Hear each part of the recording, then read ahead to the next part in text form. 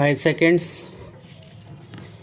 I am coming here today from Bihar, where I performed or helped in the opening ceremony of a very magnificent piece of work of Indian engineers, the Great Dam. This, I am told, is the longest in the world. A day before that, I performed or participated in a completely different function at Nalanda, a great university center of 1500 years ago in Magad, which is now Bihar. At this place, where the ruins of the university still exist, my mind went back to the days of the Buddha. I thought of his message, which, apart from its religious significance, was a message of tolerance, a message against superstition, rituals, and dogma. It was a message essentially in the scientific spirit. The Buddha asked no man to believe anything except what could be proved by experiment and trial. All he wanted man to do was to seek the truth and not accept anything on the word of another, even though it be of the Buddha himself. That seems to me the essence of his message, besides tolerance and compassion, and it struck me that the message, far from being out of date today, had a peculiar significance in this world of ours. The spirit of dogma, I say with respect, has affected badly the religious quest and made both minds and practices conform to rigid and intolerant ideas which assert in effect that I am in possession of the truth, the whole truth, every bit of the truth, and nobody outside the pale has it. Narrow man's minds shutting the door against a tolerant and objective approach, where man not only look up at the heavens without fear, but are also prepared to look down into the pit of hell without fear. It seems to me that people in the Buddha's time were more advanced in tolerance and compassion than we are, although they were not so advanced in technology and science. While I was there, it struck me that quite apart from the religious issues, there might be something worthwhile in the traditional view of life, because it is a tolerant view of life. While it may hold one opinion, it respects the opinion of the others and allows that there may be truth in the others' opinions too.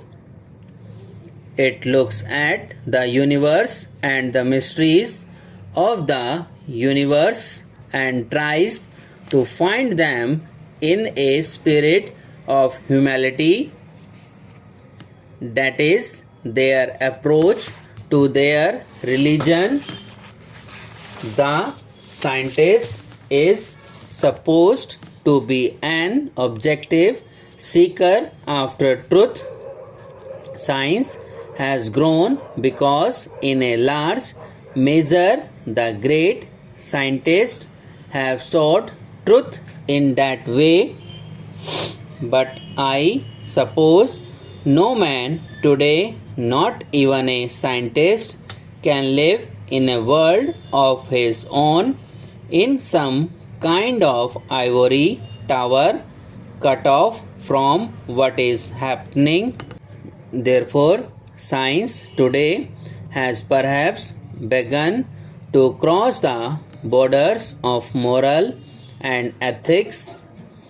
If it gets divorced completely from the realm of morality and ethics, then the power it possesses may be used for evil purposes. But above all, if it ties itself to the gospel of hatred and violence, then undoubtedly it will have taken a wrong direction which will bring much peril to the world. I plead with the scientists here and elsewhere to remember that the scientific spirit is essentially one of tolerance, one of humility, one of realization, essentially that somebody else may have also a bit of the truth. Scientists should not that they do not have a monopoly of the truth, that nobody has a monopoly, no country, no people, no book. Truth is too vast to be contained in the minds of human beings or in books, however sacred. Let us be a little humble. Let us think that the truth may not perhaps be entirely with us. Let us cooperate with others. Let us, even when we do not appreciate what others say, respect their views and their ways of life. Let us go back to an ancient age in India, Ashoka's period 2300 years ago. This man, who was infinitely more than an emperor, has left memorials all over this great land, memorials which you can see today.